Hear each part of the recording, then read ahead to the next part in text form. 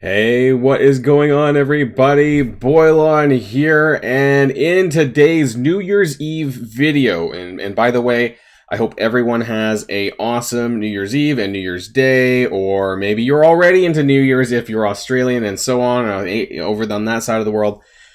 Today we're going to be doing a countdown of the top 10 best characters to have been released in 2022 in Marvel Strike Force. One thing is that we're not going to be including Horseman characters. Otherwise, like the top 5 is going to be the 4 Horseman characters, and I don't want to do that. So we're going to be using non-Horseman characters that have been released this year. So that will be my thoughts on the best ones that both you should be using right now and the impacts that they've had in the game this year. So if you're ready to go, you know what to do. Let's boil this down.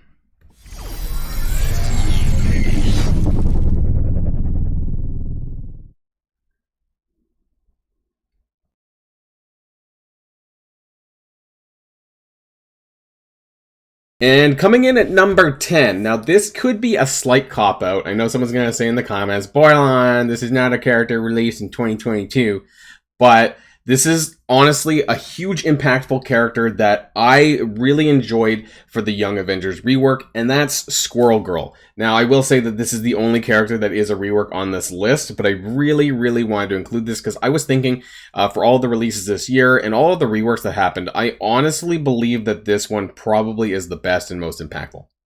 Now, Squirrel Girl, as a standalone character, is really good. Even outside of her team, she heals and supports very well. She cleanses.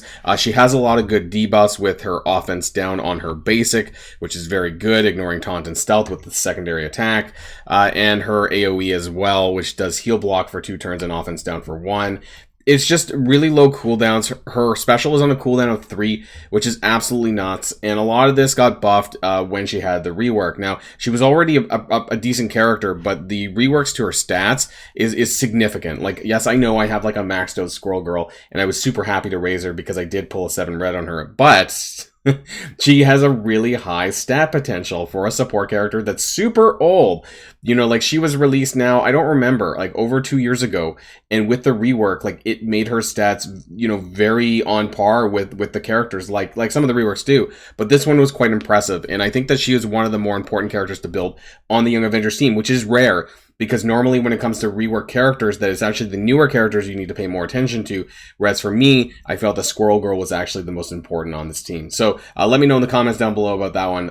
But Squirrel Girl coming in this list at number 10.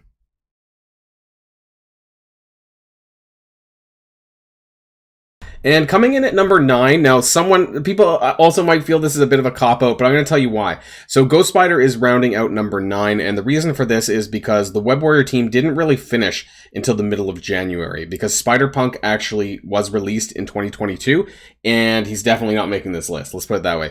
So Ghost Spider is the best character, in my opinion, of the Web Warriors team. They functioned very well for its time. We know now that they're sliding a little bit because of Rebirth coming out and things like that. So you're not going to really want to pay attention to building them so much now, but they were very impactful for its time. They did last, well, unfortunately, about a year, I guess, before they fell off now. But Ghost Spider is the best one of the bunch, and the reason for that is her retaliation damage that she has on her passive. She's the main recipient of the damage passive as well, and what I mean by that is that she gets this to herself outside of raids. The problem with the other Web Warriors is that the additional damage that they get, both with damage, crit chance, crit damage as well, all of that is, you know, only in raids. I believe the Scarlet Spider and Spider-Punk get it to themselves, but this 25% damage is really important for when she starts retaliating, because that's 250% with the T4, and this does a lot of damage with her stat being very high in damage. So very good character. She can spread debuffs. Is she standalone good enough by herself now? I don't know, because we're going to have a separate conversation about this in another video in the new year about, you know, Dark Dimension City characters and what you want to do there, whether or not Ghost Spider is worth it for you now. I would be cautious, but nonetheless, you know, I did buy her 7 red star a while back, and I don't regret it. She was, you know, farmable with the raid season milestone, and you know, I'm really happy with the, you know, what I got out of her. Sad they didn't last a little bit longer, but still, that's why she's number 9. So Ghost Spider in the number 9 position.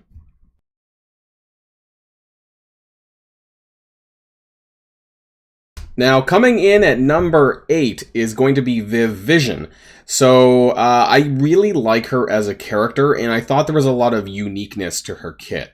So she was a campaign event character, which was very friendly. So for the most part, pre-changes to the orbs and whatnot, you could get a very easy 5-star for her. So she was really good. And all of us were just clamoring and waiting for the Bionic Avengers to come out because of that raid necessity for Tech Lane, which is super important. And now, of course, this year we have, not only do we have Tech, but we have Mutant and Bio coming out. And so, there's just, lots of raid teams coming out in the last sort of 4 or 5 months. So that really tells us that we're kind of headed towards Doom Raid 4 at some point. But what I like most about her is actually her ultimate. So this is the first time that I'm aware of that we've had a kit in this kind of way where, it does a line. Where is it? Right here. Attack primary target and all enemies in that character's row. So the row. And that makes me wonder down the line if they're going to be doing more with that kind of, uniqueness, if they're going to have other attacks that hit just a row rather than, how it's always been, which is like primary target and adjacent targets or AoE.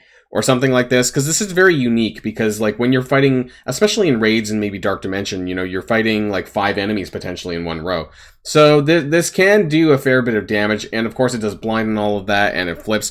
Great support character. I'm actually wondering down the line, because going back to the ult again, whether or not she's going to have any functionality, post Bionic Avengers. And I'm really hoping that they do bring back the champions, bring the champions team, which is like Viv Vision, Ironheart, Miss Marvel, and these other characters, Miles as well, because that would be a real great team up to see in the future. So we'll see if that ends up happening. That's Viv Vision, though, in the number 8 spot.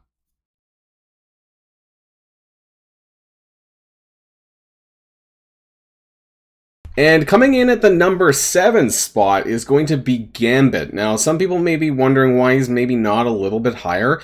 And the reason for this is largely because of his Cosmic Crucible value. I don't find that the Unlimited X-Men are super stellar in the other game modes, such as Raids or War and things like that. And I know that's not a definitive reason for its placement. It's just because I feel the other characters ahead of them are a little bit better as far as that goes. And so, but Gambit is the best character on the Unlimited X-Men team, excluding Rogue. So that's why he's up here. So that basically tells you that there's no Unlimited X-Men above this list for me. But he's very good nonetheless. I have him at Gear Tier 16. I'm still buying shards from him from the Cosmic Crucible store, so I am going to get him to 7-star. And, he's a really great character. I kind of wish that they weren't kind of pigeonholed into sort of, maybe I love mutant characters so much, I just wish they weren't pigeonholed into one game mode. But it is what it is here. Gambit's still worth buying, and now that he's farmable in the Cosmic Crucible store, like I mentioned, that he's definitely someone that you should be picking up if you haven't already. The Unlimited X-Men team is a very strong team. Cosmic Crucible is an important game mode, so Gambit has performed very well. What I do really like about his kit is his passive is that, every time an enemy takes their turn, he just does damage, and that's really, really good when they take their turn. It's not your turn, it's their turn at the end of any enemy turn. So this can really stack up in damage, and it does a lot in Crucible, and it feels his speed bar by 20%, so it really just stacks up really quickly. Other than that, I really like the mechanic that they had for his special, that it has 0 energy. So, it varies depending on whether or not he has the charges in terms of what the AI does. But I think this is, some interesting innovation in terms of what they might do or be able to do in 2023. Fingers crossed, hopefully we get some better stuff coming in the new year. So that's Gambit in the number 7 spot.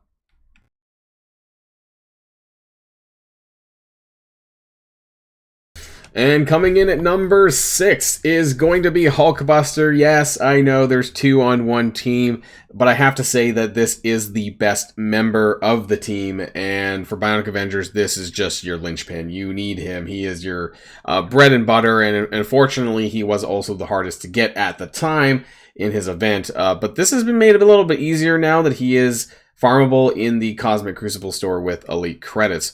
Hulkbuster is the one that in my opinion, that you should have the highest stars and the highest power on because of his barrier mechanic. So his ultimate is super good. It's an AoE, it's unavoidable, and it barrier yourself for 30%. of his max health, which often is going to be like getting all of the Bionic Avengers to their barrier cap, but very good skill nonetheless. Slow for 2 turns, and it's unavoidable with you once you have the full team, of course. So unfortunately, Viv at this point of recording, Viv and Deathlock are not farmable, but Hulkbuster is, which is great because he was the hardest to get, and he is, in my opinion, the best one as well. But he's the tank as well. He keeps people running, and I just really like his kit. I think it was not a great release because it was a heavy blitz event, but otherwise a really good character too. So that's Hulkbuster coming in the number 6 position.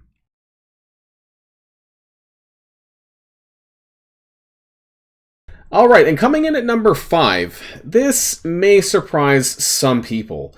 This is Iron Man Zombie, and the reason why he makes the list is because I think he kind of revolutionized a lot of things, actually, and the fact that he's a 2-man team with Hela. Hela got a pretty amazing rework for a base stat. I'm actually also thinking why I didn't add her on this list, but that's because I wanted to include Iron Man Zombie, and I didn't want to add too many of the same team. Yeah, I know, Bionic Avengers.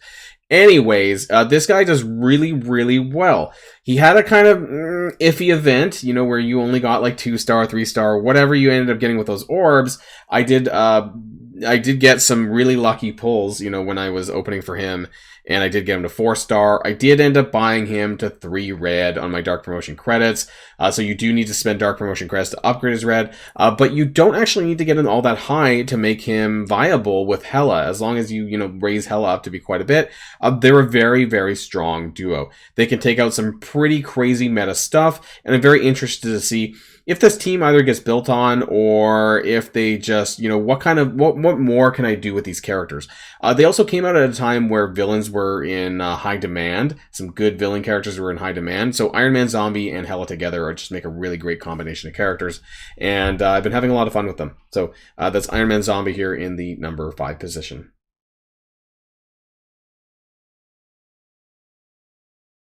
Coming in at number 4, this is probably going to be one of the newest characters on this list in terms of, how long ago it was since they came out.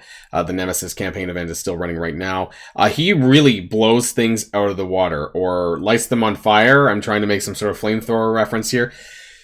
I think that he is, in my opinion, the best character on the Death Seed team that's not Archangel. So I think I would put him in that same position as Gambit is for Unlimited X-Men. I think his kit is amazing. He is the support of the team, but he's also the one who keeps them alive.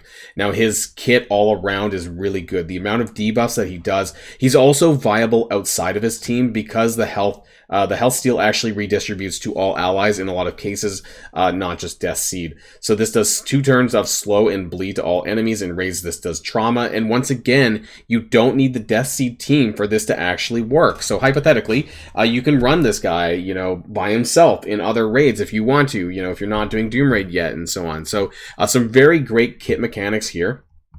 Some health steal here again on a special that redistributes to all allies. And what this means is you can use him in other content as well, like Dark Dimension, for example, Dark Dimension Global, and you could use him standalone in sections where you need villains, which if you're still running some of the Scourge events, then he could be very valuable there as well. Just has a very great kit. It's just really good, and he's a campaign event character. I'm hoping to get him to 5-star, and so that's why I have to give Nemesis that number 4 slot.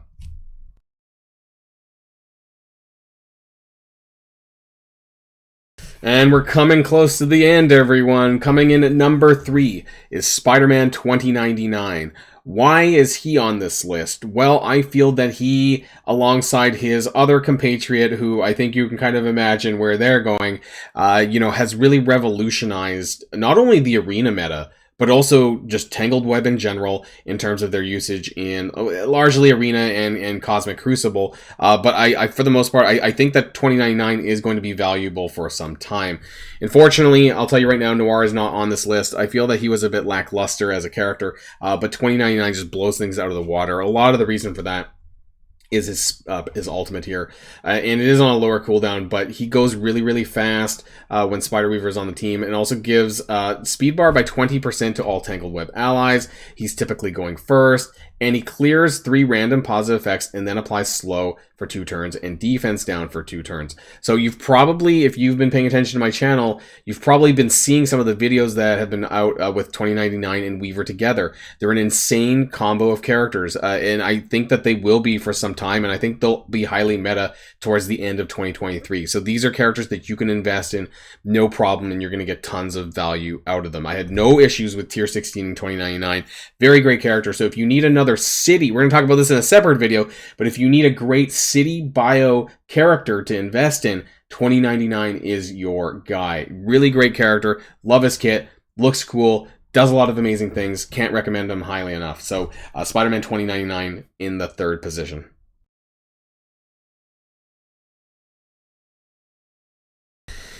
And coming in at number 2, yes, this is the second to the top, is going to be Agatha. Now, why is Agatha here? Now, do I think that she's still super amazing? She's kind of... no, she is a great character, but in terms of when she was released at the time, she was super important. She is still the 2nd best character, in my opinion, on the Darkhold team, outside of Morgan Le Fay. She is really important to that team, and unfortunately, as of recording this video, she is not farmable, I'm pretty sure. No mention of that, unfortunately, but there has been some other ways to get shards for her. She's been in other orbs from time to time. She was in the Festival of Frost if you wanted to buy her and didn't have her unlocked. A lot of the reason why she's so important is this skill. So she basically eliminates Eternals. So the whole apply stun to Hero Mystic Blaster, aka Icarus, apply stun to the Hero Mystic Controller enemy with the highest damage, aka Cersei, and all the stuff that they do basically just neuters Eternals typically, and this was really important at the time when the Eternals were, and kind of still are, really, really powerful, that you needed her in order to kind of neuter them down because they were just way too strong. And this is kind of, she's the most important character on that team. Again, support characters, just like Nemesis, right? They seem to be that sort of linchpin for the team, but you just can't have a Darkhold team without Agatha. And Darkhold has been this one kind of universal team that has worked in almost every game mode. So you see them in, you saw them in Arena, you see them in Cosmic Crucible, you see them in Alliance War. So they are one team that I think is probably one of the best Horseman teams to come out. And for that reason, I still have to put Agatha Darkness as the number 2 position. So onwards to the top.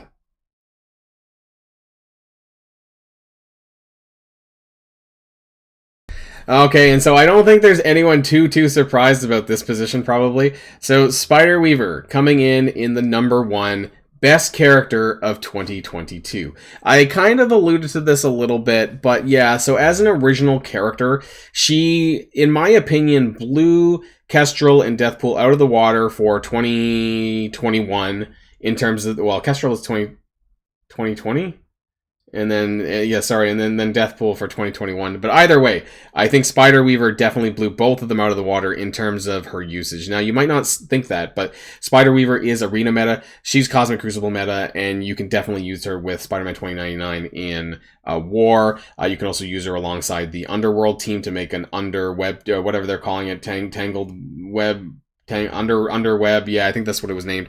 And she's just so great, and the reason for it is because of her ultimate, which applies trauma, and this is outside of any game mode. She gains Safeguard for 2 turns, she gains Charged, in Crucible the 5 charges, but if you don't know what her charges does, oh boy.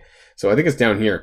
While this character has charged lower accuracy by 100% for all enemies. So if they don't have enhanced accuracy above 100%, they're missing every single time.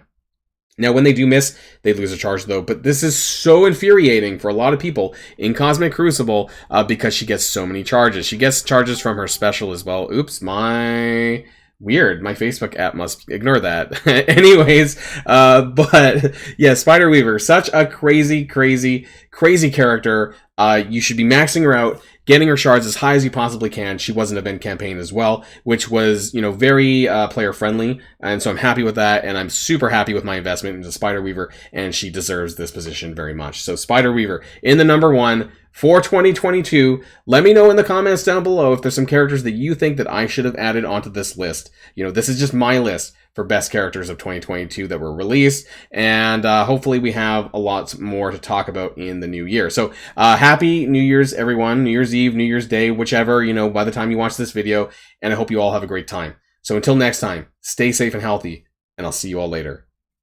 Boilon signing out.